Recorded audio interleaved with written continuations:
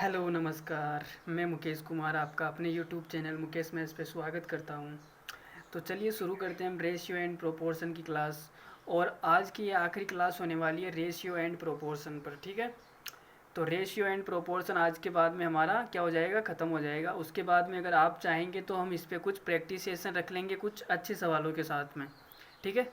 तो आप कमेंट कर दीजिएगा आगे कौन सा चैप्टर पढ़ाना है या क्या करना है, ठीक है।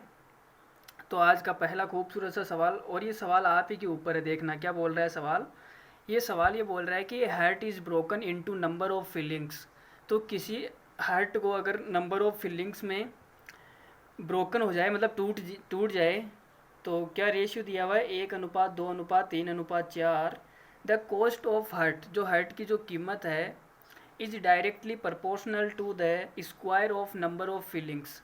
ये किसके प्रोपोर्शनल है, ये बोल रहा है फीलिंग के स्क्वायर की, फीलिंग के नंबर की स्क्वायर के प्रोपोर्शनल है, ठीक है जी। आगे देखो, there is loss of Rs 700 रुपये ऑन ब्रोकन हार्ट। तो टूटे हुए जो हार्ट है उस पर कितने रुपए का लॉस होता है, इसको 700 रुपये का लॉस होता है।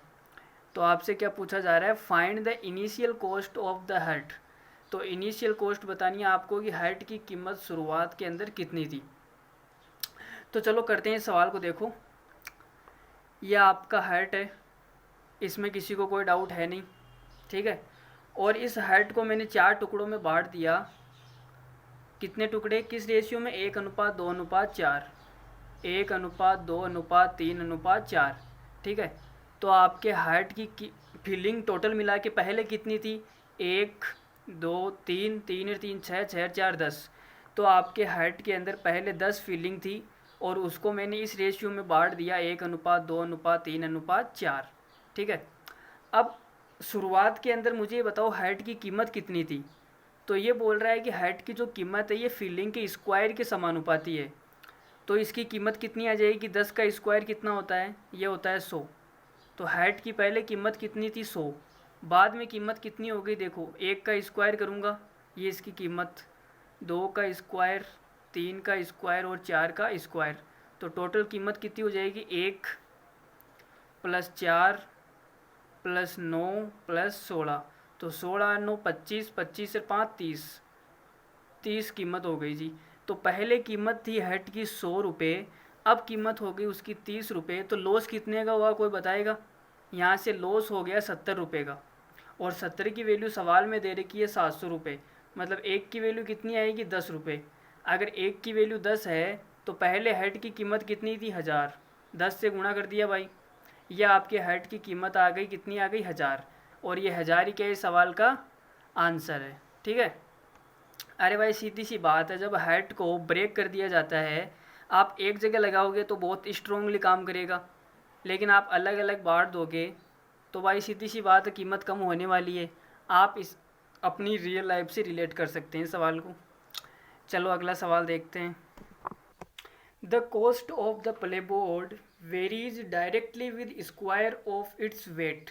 तो ये बोल रहा है कि जो प्लेबोर्ड की जो कॉस्ट है वो किसके बराबर है या किसके डायरेक्टली प्रोपोर्शनल है, स्क्वायर ऑफ इट्स वेट। इसका जो वेट है उसके स्क्वायर के बराबर है इसकी कीमत, ठीक है। इतना सा पहली लाइन में बोला गया है। बाद में ये बोल रहा है कि प्लेबोर्ड इज ब्रोकन इनटू 3 पार्ट्स। प्लेबोर्ड को 3 भागों में तोड़ दिया गया, ठीक है भाई। पेसिव वॉइस बनाए, देखो इज के बाद में थर्ड फॉर्म आ रही है, मतलब पेसिव वॉइस बनाया, ठीक है। मैंने आपको इंग्लिश का ज्ञान भी दे दिया, चलो अच्छी बात है। Whose weight are in the ratio 9:2:1। और जो वो 3 पार्ट्स है उनका जो वेट है उनका अनुपात कितना दिया गया है, 9:2:1। आगे देखो, यदि प्लेबोर्ड को had been broken into 3 parts whose weight are in the ratio 7:3:2। ये बोल रहा है कि अगर प्लेबोर्ड को इस वेट के अनुपात में तोड़ा जाता, 7:3:2, 9:2:1 की जगह अगर इस रेशियो में तोड़ा जाता प्लेबोर्ड को, तो जो उसकी कीमत है वो 448 रुपये का लॉस हो जाता उसे। फर्दर लॉस का मतलब 448 रुपये का उसे अतिरिक्त लॉस हो जाता, ठीक है। आगे देखो, what is the actual cost of original play board. तो ये पूछ रहा है कि प्ले बोर्ड की वास्तविक में कीमत कितनी थी। बस सवाल में इतना सा पूछा गया है। चलो करते हैं इस सवाल को। देखो बहुत ही खूबसूरत सा सवाल है। तो देखो मान लेते हैं ये हमारा एक प्ले बोर्ड है, छोटा सा प्ले बोर्ड है। इस प्लेबोर्ड को मैंने 3 टुकड़े कर दिए, 1 2 3 टुकड़े, और इधर मैंने अलग से 3 टुकड़े कर दिए, ठीक है। पहले इसने टुकड़े किए थे 9:2:1, बाद में इसने टुकड़े किए थे 7:3:2। तो आप देखो कि प्लेबोर्ड की जो मतलब एक्चुअल में औकात कितनी है प्लेबोर्ड की। तो देखो प्लेबोर्ड का वेट कितना है, 9 और 1 10, 10 और 2 12, यहाँ से वेट कितना आएगा 12, यहाँ से देखते हैं 7 और 3 10 और 2 12, मतलब 12 लेना है। अगर ये 12 12 बराबर नहीं आता तो हम इसे बराबर कर लेते हैं, ठीक है। मतलब ऐसी संख्या लेते हैं जो यहाँ पे चलो मान लो 12 आ गया और यहाँ पर 24 आ गया, तो मुझे यहाँ पर टोटल वेट कितना लेना पड़ता, 24 लेना पड़ता। लेकिन यहाँ पर भी 12 आ रहा है और यहाँ पर भी 12 आ रहा है, तो मैं मान लेता हूँ कि मेरा जो प्लेबोर्ड था ये कितना था, इसका वेट 12 था। फिर मैंने इसको इस अनुपात में तोड़ दिया, ब्रेक कर दिया 9:2:1 में। अब इसकी कीमत कितनी है, तो इसकी कीमत शुरुआत के अंदर कितनी थी, देखो 12 का स्क्वायर, तो कीमत थी 144 रुपये इसकी शुरुआत में कीमत थी भाई, ठीक है। लेकिन यहाँ पे कीमत कितनी हो गई, 9 का स्क्वायर मतलब 81 प्लस 2 का स्क्वायर 4 प्लस 1 का स्क्वायर 1, तो कीमत कितनी आ गई 81 और कितने हो गए 86, ये इसकी कीमत है।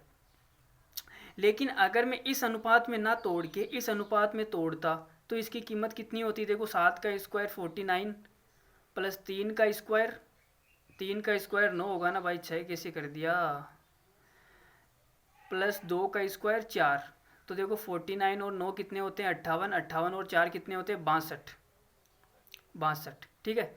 तो कीमत 86 थी और कीमत कितनी होगी 62, तो कितने का लॉस हुआ यहाँ पर कोई बता सकता है भाई, कीमत 86 से 62 हो गई, तो लॉस कितने का हुआ, आप बोलोगे सर 86 में से आप 62 को घटा लो, ये लॉस आ जाएगा, 6 में से 2 गया तो 4 आएगा, 8 में से 6 गया तो 2 आएगा, मतलब 24 का इस बंदे को लॉस हो गया, एक्स्ट्रा लॉस हो गया, ठीक है। लेकिन सवाल में क्या बोला है, सवाल में बोला है कि उसे अतिरिक्त लॉस होता है 448 का।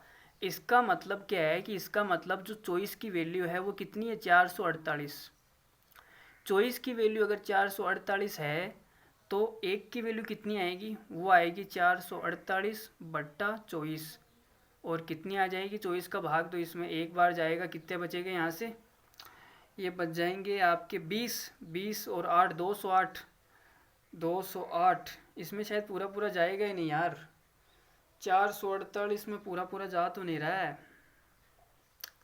सिट पॉइंटों में आ रहे हैं, तो अब क्या करें भाई, चलो छोड़ो, आप एक की वैल्यू निकालो ही मत, इस एक की वैल्यू का आप गोली मारो। आप यहाँ पे देखो चॉइस, यहाँ पे लिख रहा हूँ मैं, चॉइस की वैल्यू अगर 448 आपको सवाल में दी गई है तो आपको निकालनी किसकी कीमत है, आपको तो भाई जो प्ले बोर्ड है उसकी कीमत निकालनी है। तो प्ले बोर्ड की कीमत कितनी है 144, तो चॉइस को मैं किससे गुणा करूँ कि 144 आ जाए, आप बोलोगे सर 6 से गुणा कर दो, चॉइस सिग्गा कितना होता है 144, तो इधर भी 6 से गुणा कर दो, तो यहाँ पे देखो 144 की वैल्यू कितनी आ जाएगी, 6 से गुणा की 8 से 48, 8 4 24 4 28, 2 6 को 4 24 2 26, ये कितना आ गया 2688, ठीक है। और यही प्ले बोर्ड की क्या है ओरिजिनल कीमत है, तो प्ले बोर्ड की औकात कितनी है 2688, ठीक है। तो अगले सवाल पे बढ़ जाए। अरे भाई मज़ा नहीं आ रहा है क्या, आ रहा है ना, आ रहा है तो बस फिर मुझे दिखना चाहिए फिर स्क्रीन पे कि आपको मज़ा आ रहा है, ठीक है। चलो अगला सवाल देखो। A marble broke into 5 equal parts, किसी मार्बल है, कोई मार्बल का टुकड़ा है, उसको 5 बराबर भागों में बांटा गया या तोड़ा गया। द प्राइस ऑफ मार्बल, जो मार्बल की कीमत है वो किसके बराबर है या किसके समानुपाती है, directly proportional to its cube weight, उसका जो वेट है उसके क्यूब के बराबर है, ठीक है ना। क्या बोला मैंने, उसका जो वेट है उसका जो भार है उसके क्यूब के बराबर है, ठीक है। इफ़ देयर इज लॉस और profit after breaking the marble, ये बोल रहा है कि मार्बल को तोड़ने के बाद में या तो लॉस होगा या प्रॉफिट होगा, दोनों में से कोई तो होगा भाई, ये तो है नहीं बराबर रहेगा। चलो ठीक है, तो देन फाइंड द लॉस और profit percent after breaking marble, तो मार्बल को तोड़ने के बाद में जो लॉस या प्रॉफिट कुछ भी हुआ है उसको आपको परसेंटेज में ज्ञात करना है कि कितना परसेंट का लॉस हुआ या कितना परसेंट का प्रॉफिट हुआ, बस इतनी सी बात है, ठीक है। तो मान लेते हैं कोई छोटा सा मार्बल है, ये मार्बल का टुकड़ा है, इसको 5 बराबर भागों में बांटना है, तो 1 2 3 4 5, तो बराबर भाग है, इसका मतलब 1:1:1:1:1:1, 1:1:1 में 5 टुकड़े कर दिए हमने बराबर, ठीक है।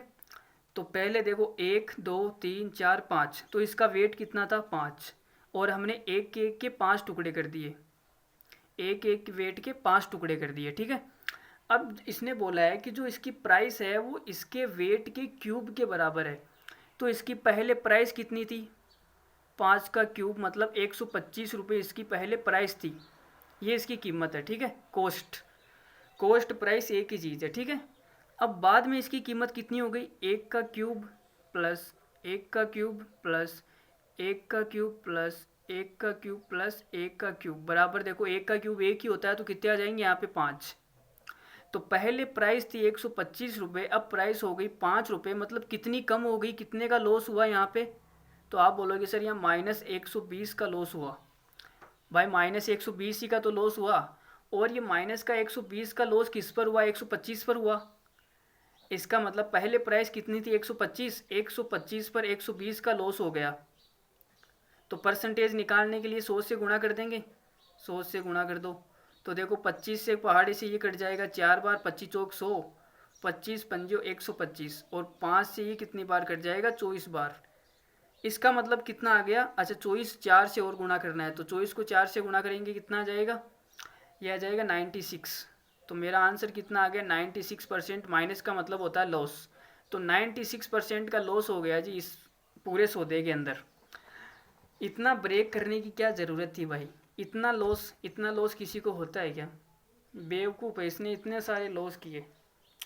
चलो कोई ना, हमें तो सवाल से मतलब है, लॉस हो चाहे फ़ायदा हो, हमारा तो कुछ हो नहीं रहा, हमारा तो सवाल करने से फ़ायदा होगा। तो बस आप बैक टू बैक सवाल करते रहिए। चलिए अगला सवाल देखो। देखिए जी, आप ही का काम का सवाल है। The price of a necklace, necklace तो आप सब जानते हैं। अरे भाई आपने ख़रीदा होगा ना, उनके लिए नहीं ख़रीदा, चलो आगे खरीद लेना, कोई बात नहीं, पहले एसएससी में लग जाओ। देखो, the price of a necklace varies directly as the number of pearls. Pearls का मतलब होता है मोती, जितने मोती नेकलेस के अंदर होंगे उसकी कीमत उतनी ही ज़्यादा होगी। इस पहली लाइन का मतलब ये है, ठीक है। जो मतलब मोतियों की संख्या जितनी ज़्यादा होगी उसकी कीमत भी उतनी ही ज़्यादा होगी। Also it varies directly as the square root of radius of a pearl. और इसके साथ ये किस पर डिपेंड कर रहा है, जो मोती है उस मोती की जो त्रिज्या है उस त्रिज्या का स्क्वायर रूट का मतलब वर्गमूल, उस पर भी डिपेंड कर रहा है, ठीक है। आगे बोल रहा है the price of a necklace was Rs 150।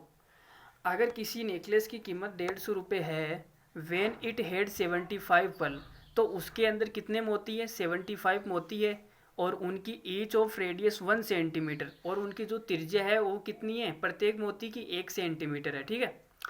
Find the radius of the pearl, तो आपसे बोल रहा है कि मोती की त्रिज्या ज्ञात कीजिए इन नेकलेस हैविंग 100 पल्स, अगर उसके अंदर 100 मोती हो, हुज कॉस्ट इज Rs 600, और उसकी कीमत कितनी है 600 रुपये। तो देखो सवाल में बोल रहा है कि जो प्राइस है ये डायरेक्टली समानुपाती है किसके, एक तो मोतियों की संख्या के समानुपाती है, एन का मतलब नंबर, और जो पल्स है मोती उसकी त्रिज्या के स्क्वायर रूट का मतलब वर्गमूल। इसका मतलब इतना सा है, ठीक है। अगर किसी को ये बात समझ में आ गई होगी तो सवाल चुटकियों में कर देगा, ठीक है। अब देखने इस सवाल को कैसे करेंगे। तो इसका मतलब होता है कि P1/P2 बराबर N1/N2 अंडर रूट के अंदर R1/R2, ठीक है। ये मैंने इस फॉर्मूले से निकाला है यहाँ से, ठीक है। P1 ले लिया पहले, फिर P2 ले लिया, फिर उसके अंदर भाग दे दिया, तो मेरे पास में ये आ गया। अब देखो पहले कीमत कितनी दे रखी है, ये बोल रहा है जब कीमत 150 रुपये है तब क्या क्या है, तब N1 कितना है, उसके अंदर कितने मोती है, 75 मोती है, और उनकी त्रिज्या कितनी है, 1 सेंटीमीटर है, ठीक है। बाद में आगे कोई बोल रहा है कि जब कीमत उसकी 600 रुपये है तो उसके अंदर कितने मोती है, उसके अंदर है 100 मोती, और उसकी त्रिज्या कितनी है, त्रिज्या का हमें पता नहीं है, ये हमें निकालनी है, तो इसके मैंने मान लिया R2, ठीक है। चलो जी बस, अब क्या है, अब सवाल में कुछ नहीं है, बिल्कुल हलवा सवाल है, देखना आप। तो आप एक काम करो, 0 से 0 कट गया, 15 से कितनी बार कटेगा, 4 बार, तो इधर मेरे पास में आया 1/4 बराबर यहाँ देखो 25 से काट दिया मैंने, 25 से 3 बार और 25 चौक 100, तो कितना आ गया 3/4। और इधर कितना आ गया गुणा 1/√में R2। ठीक है, अब देखो 4 से 4 कट गया। ठीक है, तो अगर √R2 को मैं उधर ले जाऊँ तो मेरे पास में क्या आएगा, √R2 बराबर 3। अब मैं दोनों तरफ स्क्वायर कर दूँ तो स्क्वायर करने पर R2 का मान कितना आएगा, ये आएगा 9। इसका मतलब कि R2 मेरे पास में कितना आ गया 9। तो इस सवाल का आंसर कितना है, 9 सेंटीमीटर। ठीक है, तो ये सवाल सबको समझ में आ गया। तो इस सवाल से आप क्या समझे, इस सवाल से आप ये समझे कि आपको क्या ख़रीदना है, आपको कम मोती वाला नेकलेस ही ख़रीदना है। ठीक है, अगर ज़्यादा वाला ख़रीदा तो फिर आप देख लो, या फिर आप एक काम करना, ज़्यादा मोती वाला ख़रीद लेना, लेकिन R2 क्या है, R2 को कम रखना, ज़्यादा मोटे मोती मत खरीदना। ठीक है, चलो फालतू की बकवास नहीं, अगला सवाल देखो आप। An engine can move at the speed of 20/3 metre per second without any wagon attached. ये बोल रहा है कि जब इंजन पर कोई भी वैगन अटैच नहीं हो तो उसकी जो स्पीड है वो कितनी है, 20/3 मीटर पर सेकेंड। वैगन का मतलब होता है डिब्बा, भाई ट्रेन का डिब्बा नहीं होता क्या वो। अगर इंजन पर कोई डिब्बा नहीं है, अगर इंजन अकेला ही दौड़ रहा है तो उसकी स्पीड कितनी होगी, 20/3 मीटर पर सेकेंड।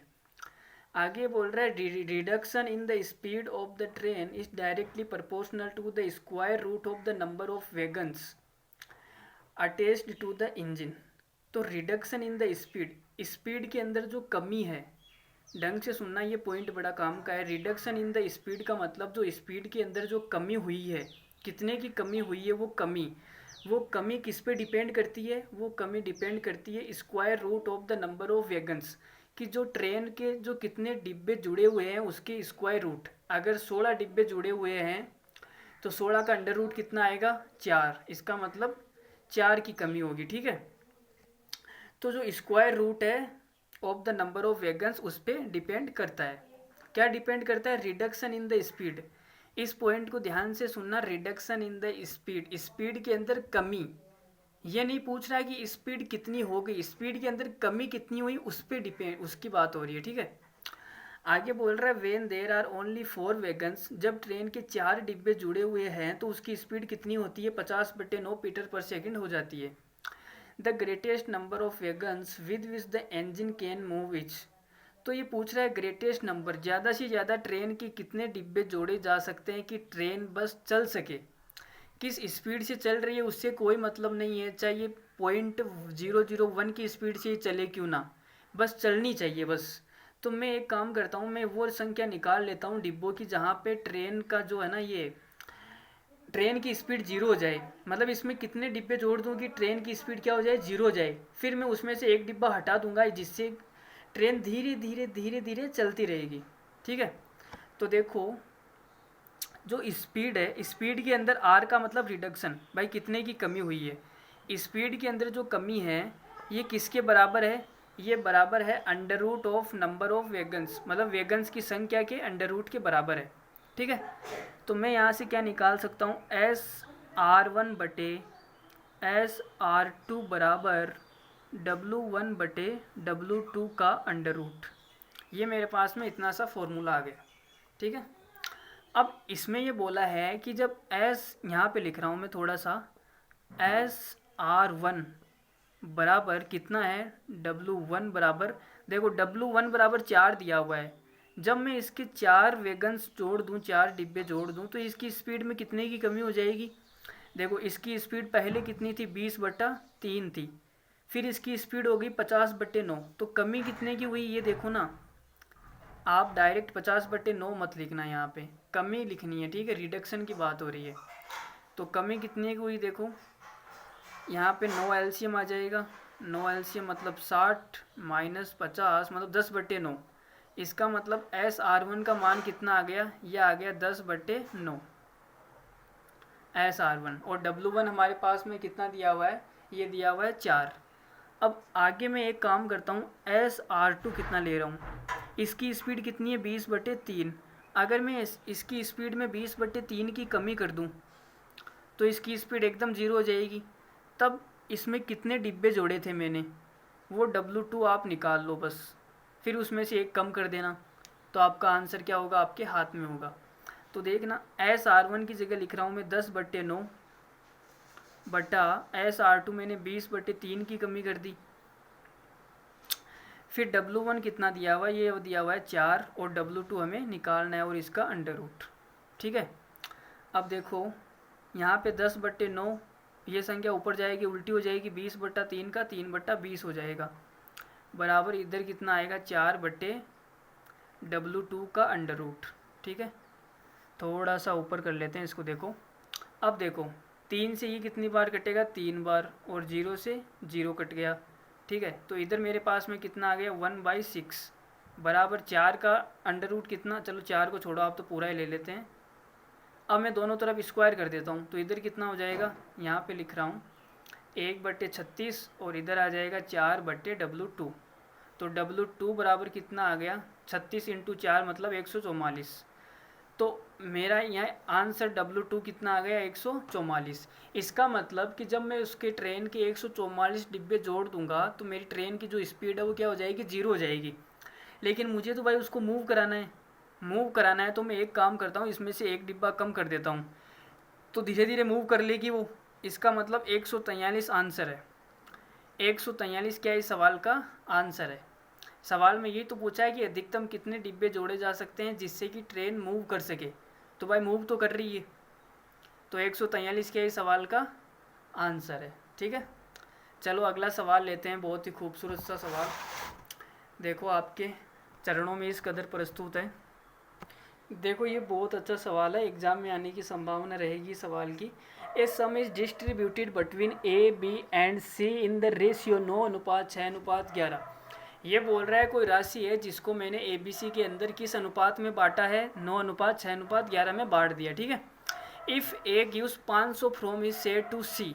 ये बोल रहा है यदि अगर A 500 रुपये अपने शेयर में से C को दे देता है तो A, B एंड C का जो रेशियो है वो कितना हो जाएगा, 4:3:6 हो जाएगा।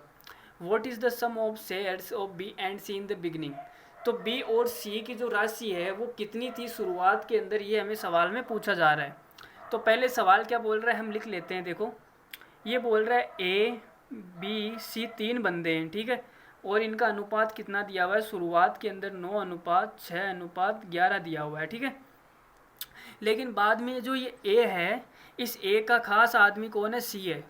अब आदमी है या कोई और है वो तो मुझे नहीं पता, लेकिन ये बहुत खास है C, इसलिए इसने इसको 500 रुपये दे दिए। तो बाद में अनुपात कितना हो जाएगा, वो हो जाएगा 4:3:6। भाई A ने C को दिए तो A का रेशियो और C का रेशियो चेंज हो जाएगा, ये तो बात सबको पता है। लेकिन B ने ना तो किसी को दिए ना किसी से लिए, तो B का पहले 6 था और अब 3 हो गया, तो ये कैसे पॉसिबल हो गया। भाई B का तो बराबर होना चाहिए, B के शेयर में तो किसी ने छेड़छाड़ की नहीं है, तो B के हिस्से को बराबर कर दो। देखो यहाँ पे 6 और यहाँ पे 3 है, तो नीचे वाले को मैं 2 से गुणा कर दूँ, रेशियो को किसी भी संख्या से गुणा भाग करो कोई फ़र्क नहीं पड़ेगा। तो देखो इसको मैं 2 से गुणा कर दूँ तो कितना हो जाएगा, काम हो जाएगा। देखो A, B, C शुरुआत के अंदर था 9, 6 और 11, नीचे वाले को 2 से गुणा किया तो आया 8 और यहाँ पे 6 और 6 दूनी 12। ठीक है, मतलब B का मैंने बराबर कर दिया 6 और 6। ठीक है, अब देखो अब 9 के पास, पहले A के पास में कितना था 9 और अब कितना हो गया 8। इसका मतलब इसने एक किसको दे दिया, C को दे दिया। कितना दे दिया, एक ही तो दिया। पहले C के पास में 11 था, एक देने के बाद में कितना हो गया 12। इसका मतलब कि A ने C को कितना दिया, एक दिया, और सवाल में बोला है कि उसने 500 दिया। इसका मतलब एक की वैल्यू कितनी है, 500। और आपसे पूछा गया है सवाल में B और C का शेयर पूछा है बिगनिंग के अंदर, शुरुआत के अंदर। तो शुरुआत में B के पास में 6 रुपये थे और C के पास में 11 रुपये थे शुरुआत में। ठीक है, तो 6 और 11 कितना हो गया, 17। 6 और 11 कितना हो गया, 17। एक की वैल्यू अगर 500 है तो 17 की वैल्यू कितनी आएगी, 17 पंजू 85 और 00, 8500 इस सवाल का क्या है, करेक्ट आंसर है। ठीक है, तो काफ़ी अच्छा सवाल था ये, एग्ज़ाम में आ सकते हैं, इसी प्रकार के सवाल आते हैं एग्ज़ाम में। ठीक है, तो चलो अगला सवाल देखते हैं, या फिर आप इसको ऑप्शन से करते हैं। तो ऑप्शन से कैसे करते हैं, देखो बी और सी का जो रेशियो है वो कितना है, 6 और 11, मतलब टोटल 17 है। अब 17 है तो ऑप्शन के अंदर आप 17 का कोई भी मल्टीपल देख लो, वो मल्टीपल हो जाएगा, वही क्या हो जाएगा, आंसर हो जाएगा। इस प्रकार से भी आप ऑप्शन से अप्रोच कर सकते हैं। चलिए आगे बढ़ रहे हैं। 4,830 रुपये को पी क्यू आर के अंदर इस प्रकार से बांटा जाता है कि उनके जो रेशियो है, सॉरी रेशियो क्या, शेयर्स, उनके जो शेयर है, क्या बोल रहे हैं सवाल में, 4,830 is distributed among P Q R. P Q R के अंदर 4,830 को बांटा गया, ठीक है। एज इफ़ देयर शेयर, अच्छा एज इफ़, मान लो उनके शेयर अगर 5 रुपये, 10 रुपये, 15 रुपये रेस्पेक्टिवली कम कर दिए जाए, तो जो उनके जो शेयर्स का जो रेशियो है वो कितना हो जाएगा, 3:4:5 हो जाएगा, ठीक है। What was the share of P, तो पी का शेयर कितना है, देखो बहुत ही लल्लू सा सवाल है। देखो 4,830 रुपये दिए हुए हैं आपको, ठीक है, और ये पी है और ये क्यू है और ये आर है। पी के अंदर, क्यू के अंदर और आर के अंदर बांट दिया। ये बोल रहा है बाद में अगर 5 रुपये कम हो जाए इसके शेयर से, और 10 रुपये कम हो जाए यहाँ से, 15 रुपये कम हो जाए इसके शेयर से, तो जो उनका रेशियो है वो कितना हो जाएगा, उनका रेशियो हो जाएगा 3:4:5। अगर भाई देखो 5 कम हो गए, 10 मतलब 15, 15, 15, 30, मतलब मैंने टोटल 30 कम कर दिए, तो 4,830 में से 30 कम कर दो, कितना बचेगा, 4800 बचेगा। और 48 को किस अनुपात में बांट दिया, 3:4:5 में बांट दिया। तो बांट दो भाई, देखो कितना हो गया, 3, 4, 7, 5, 12, 12 की वैल्यू कितनी है, 4800। तो यहाँ से एक की वैल्यू कितनी आएगी, एक की वैल्यू आ जाएगी 12 चौक 48, मतलब 400। एक की वैल्यू 400 आ गई, तो यहाँ से पी का कितना आएगा भाई, एक की वैल्यू 400 आ गई, तो पी का हिस्सा 3 है ना, 3 का कितना आएगा, 4 × 1200, 1200 पी का हिस्सा आ गया। ये कब आया, जब पी ने अपने हिस्से में से 5 रुपये कम कर दिए। इसका मतलब पी का पहले हिस्सा कितना था, पी का पहले हिस्सा था 1205 रुपये, और यही सवाल का क्या है, आंसर है। ठीक है, सबको समझ में आ गया। चलो अगला सवाल लेते हैं। अगला सवाल बहुत ही खूबसूरत सा सवाल है, नो डाउट अच्छा सवाल है, करने की कोशिश करना। देखो, the sum of ₹99 is divided among A B C. तो 9,900 रुपये को ए बी सी के अंदर बांटा गया। किस प्रकार बांटा गया, देखो सच डेट इस प्रकार बांटा गया कि बी गेट्स, बी कितना प्राप्त करता है, 2/3 ऑफ ए एंड सी। ए और सी का मिला के जितना है उसका 2/3 किसको मिलता है, बी को मिलता है। C gets 3/8 of A and B, A and B का जितना मिला के है उसका 3/8 सी को मिलता है। देन दे गेट सेपरेटली, तो उन्हें सेपरेटली कितना रुपया मिला ये आपसे पूछा है।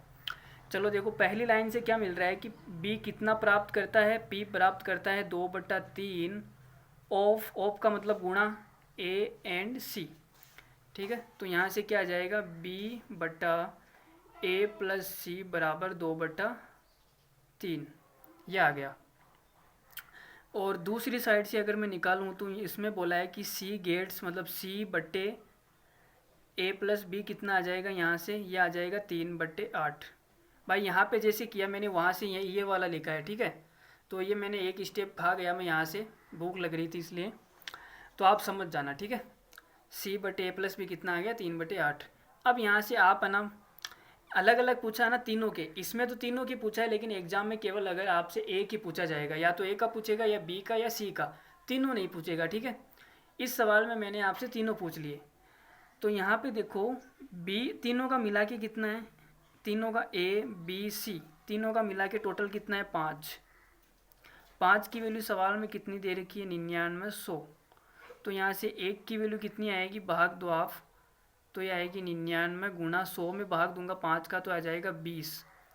मतलब कितना आ जाएगा, 99 को 2 से गुणा करूँगा 98 और 0 1980। एक की वैल्यू आ गई 1980। अब मुझे बी का निकालना है, तो बी का हिस्सा कितना है, 2। तो 2 की वैल्यू कितनी आ जाएगी, तो बी का हिस्सा आ गया 2 की वैल्यू 198 का, आप डबल कर दो, 200 का डबल 400, 400 में से आप 4 घटा दो, तो कितना आ जाएगा 396 और ये 0। तो बी का हिस्सा कितना आ गया, 3960। अगर यहाँ से आपको बी का नहीं पूछा जाता, सी का पूछा जाता, तो इसमें आप क्या अप्रोच लगाते। देखो ए बी सी तीनों का मिला के कितना है, 8 3 11, और 11 की वैल्यू सवाल में दे रखी है 9900। तो यहाँ से एक की वैल्यू कितनी आएगी 900, और आपको सी का हिस्सा पूछा है, सी का हिस्सा कितना है 3, और 3 की वैल्यू कितनी आ जाएगी 9 या 27, मतलब 2700। यह आ गया सी का हिस्सा। लेकिन अब आपसे ए का भी निकालना है। ए का कैसे निकालेंगे, देखो ए का निकालने के लिए मैं क्या करूँगा, टोटल हिस्सा कितना है 9900, इसमें से मैं बी और सी का घटा दूंगा, तो बी का कितना है 3960 और सी का कितना है 2700। ये मैं इसमें से घटा दूंगा तो कितना आएगा, देखो 0, 6, 9 में से 7 गए तो 2, 3 में से 2 गया तो 1। ओ सीट ये तो जोड़ना है ना, 9900 में ये दोनों घटाने हैं, इनको जोड़ के घटाना है। देखो 0 और ये 6 है, 9 और 7 कितने होते हैं भाई 16 का 6, और 3 और 3 6, यह आ गया 666। इसमें से घटा दो, तो देखो घटाएंगे तो कितना आ जाएगा, यह आ जाएगा 66041। 9 में से 7 गए तो कितने बच गए 2, और ये 3240 इस सवाल का आंसर है। कितना आ रहा है भाई आपका ए का हिस्सा 3240, सही है ना। अगर किसी कैलकुलेशन में मिस्टेक हो गई तो भाई माफ़ कर देना, 3240 ही सवाल का क्या है करेक्ट आंसर है, ठीक है। चलो अब अगला सवाल देखते हैं। इसी प्रकार का अगला सवाल है, बहुत ही अच्छा सवाल है, वो भी बहुत खूबसूरत सा सवाल है। चलो देखो अगला सवाल। The sum of 56,000 is divided among A B C such that 56,000 की कोई धनराशि है जिसको ए बी सी के अंदर बांटा गया और इस प्रकार बांटा गया। सच देट का मतलब इस प्रकार, C gets 4/3 of A and B.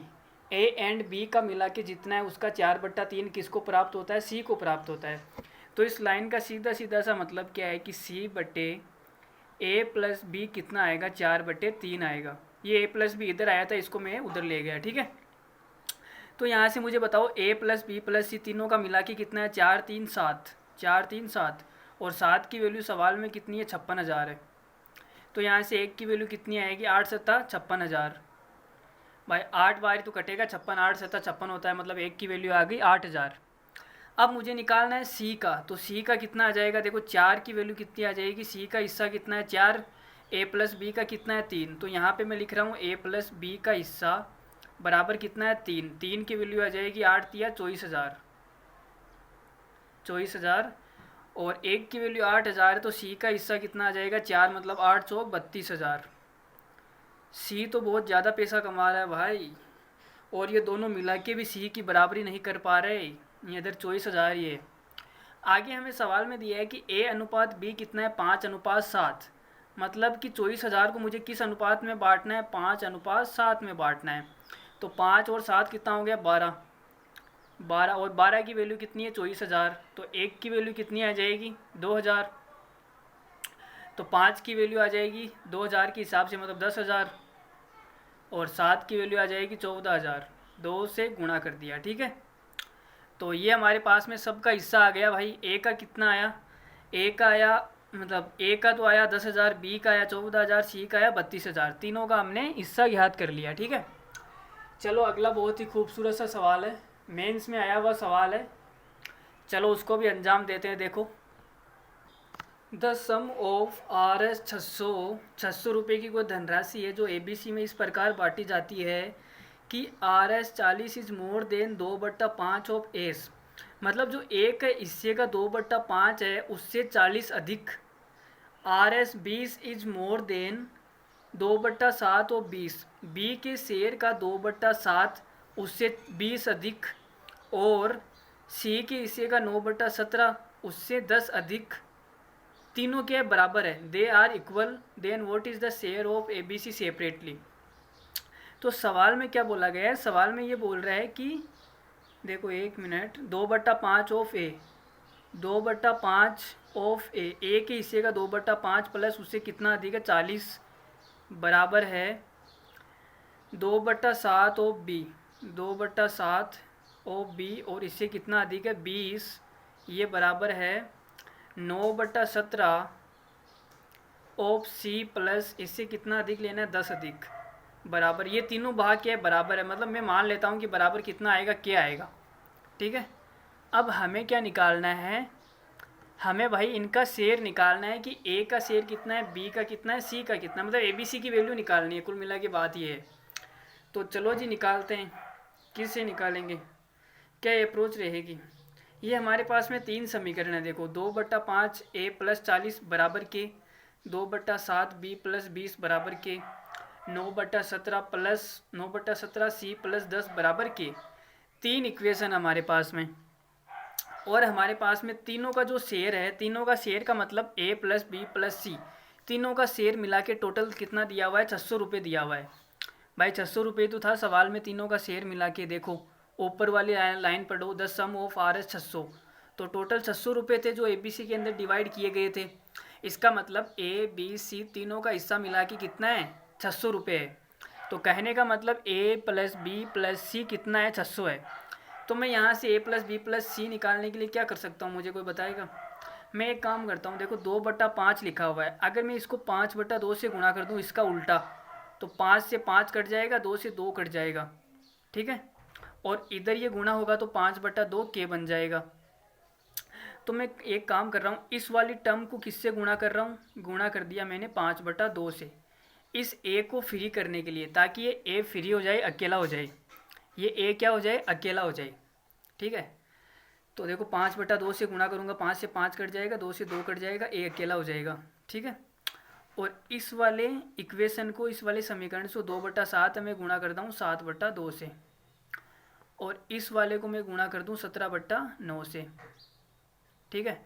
और फिर ये तो 3 इक्वेशन आएगी, तीनों इक्वेशन को क्या करता हूँ, जोड़ देता हूँ, ठीक है। तो मेरे पास में क्या आ जाएगा, के का मान आ जाएगा। चलो निकालते हैं। देखो इसको मैं 2/5 को 5/2 से गुणा करूँगा, ये तो कट जाएगा, ए बन जाएगा। यहाँ से तो आएगा a प्लस 40 को 5/2 से गुणा किया, 2 से कटा 20, और 20 पंजो 100, प्लस तीनों समीकरण को जोड़ रहा हूँ मैं गुणा करके। और इधर मेरे पास में क्या आएगा, 5/2 से गुणा करूँगा तो 5/2 के, ठीक है, प्लस अब यहाँ पे देखो 7/2 से गुणा करूँगा, ये तो कट जाएगा, b फ्री है, मतलब b प्लस 2 से ये कटेगा 10 बार और 70 हो जाएगा, प्लस और इधर कितना हो जाएगा, k को 7/2 से गुणा करूँगा, मतलब 7/2 के। ये मैं केवल एक ही लाइन में लिख रहा हूँ, मैंने ज़्यादा लंबा नहीं खींचा है सवाल को। अगर ज़्यादा लंबा खींच दूंगा बच्चे बोलेंगे इतना लंबा सॉल्यूशन, तो मैंने आपको बोल के समझा दिया है, ठीक है। ज़्यादा लंबा खींचा नहीं है, एक ही इक्वेशन में मैंने तीनों इक्वेशन का काम निपटा दिया है, ठीक है। आपको नहीं समझ में आया तो आप 3 इक्वेशन लिखना, फिर यहाँ पे गुणा करके तीनों को जोड़ना, जो मैं लिख रहा हूँ वही आएगा, ठीक है। चलो आगे देखो, इसको मैं 17/9 से गुणा करूँगा, ये तो हो जाएगा c, प्लस इसको गुणा करूँगा, ये हो जाएगा 170/9। इतना सा काम है। आगे यहाँ पे कितना हो जाएगा, ये हो जाएगा 17/9 से गुणा करूँगा तो प्लस 17/9 के। यहाँ तक किसी को कोई डाउट है, किसी मेरे भाई को कोई तकलीफ़ है तो वो बता सकता है।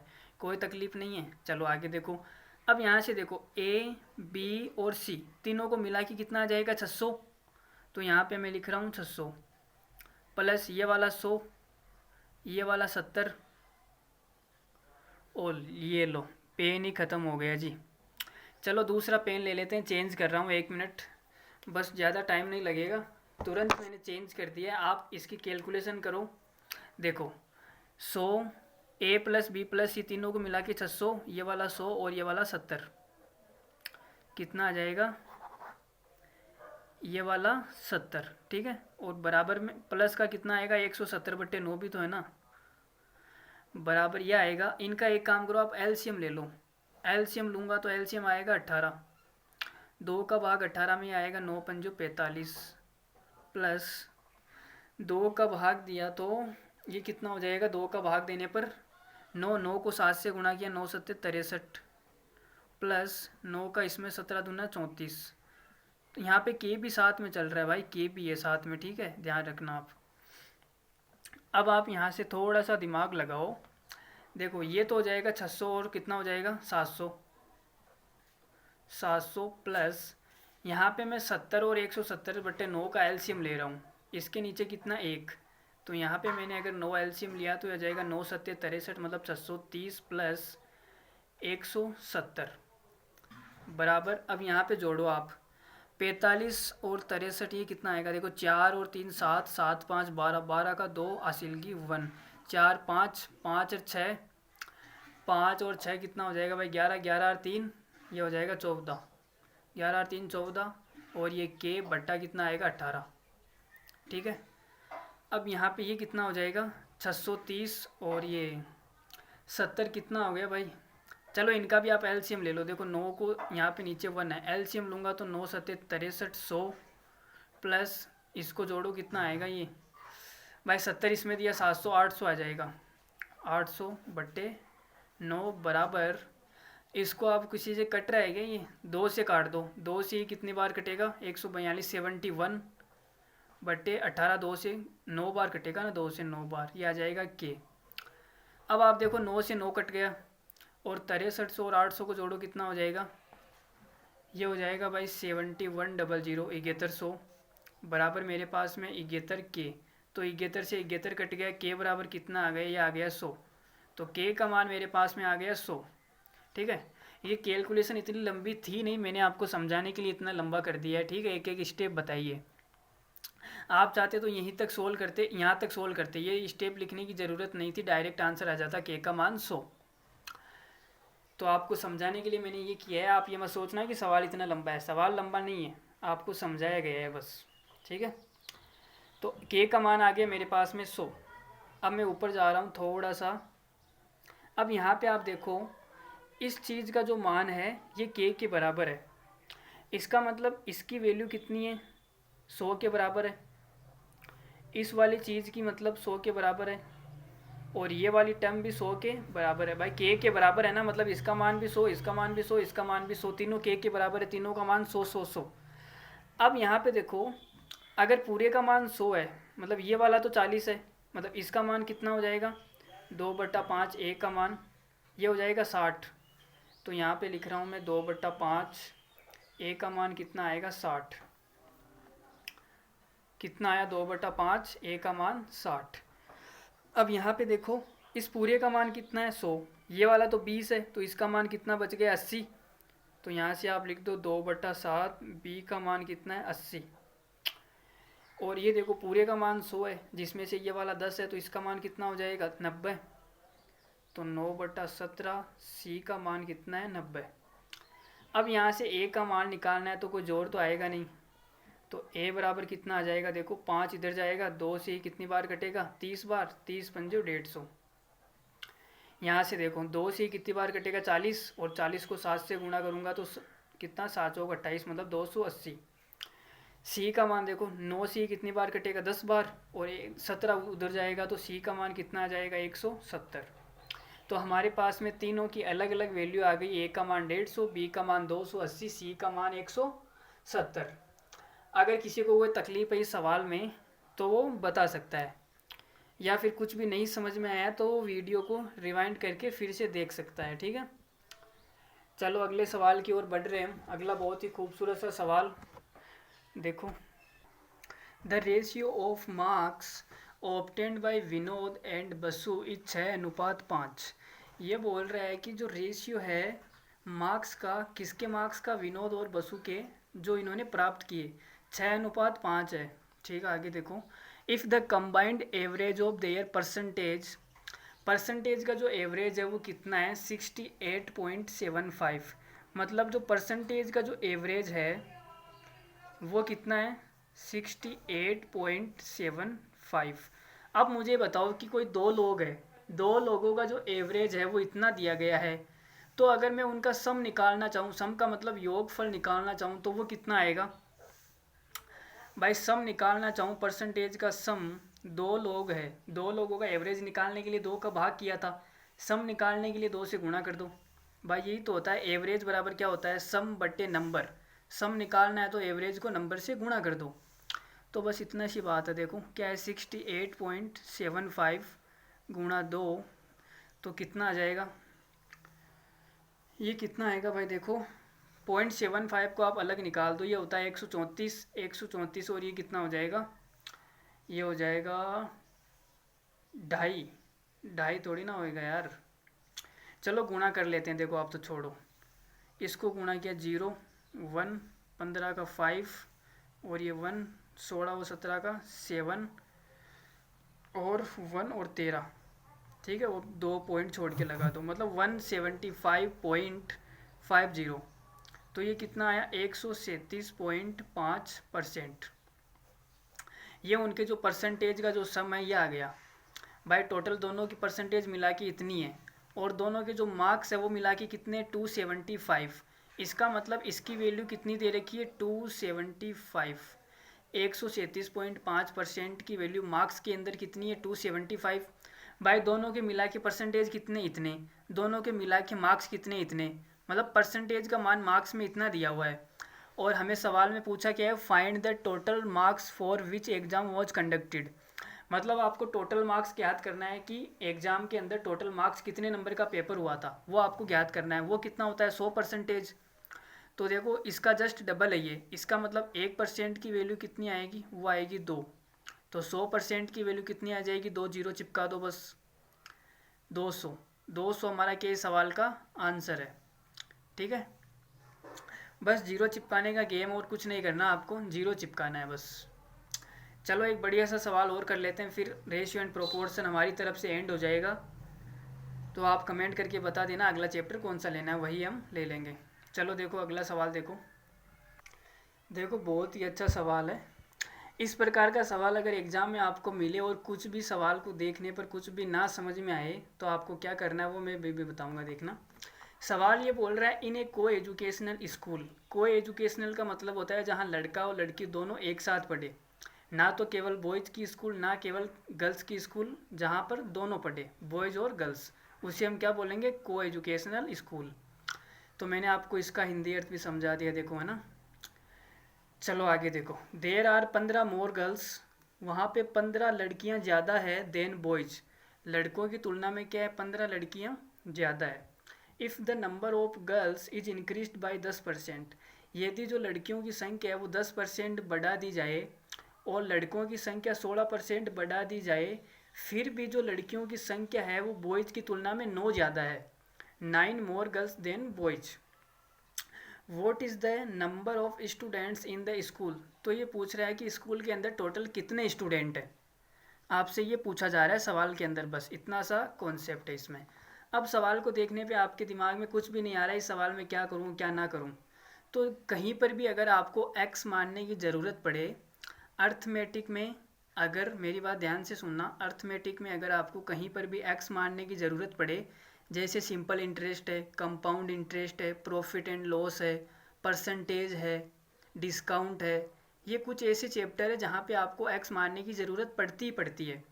तो वहाँ पर मेरी एडवाइस यही है कि आप एक्स ना मान के क्या मानना है 100x मानना है, ताकि आप 100x का परसेंटेज निकालोगे तो वो आसानी से निकल जाएगा। अगर x का परसेंटेज निकालोगे तो वो थोड़ा बट्टा बट्टा थोड़ा सा कैलकुलेशन में दिमाग का धी हो जाएगा।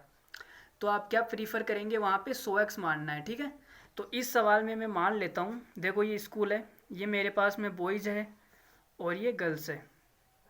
ठीक है, तो मैं मान लेता हूँ शुरुआत के अंदर मेरे पास में 100x बॉयज़ है, मैंने मान लिया। अब ये पूछ रहा है कि 15 मोर गर्ल्स, तो 15 मोर गर्ल्स है।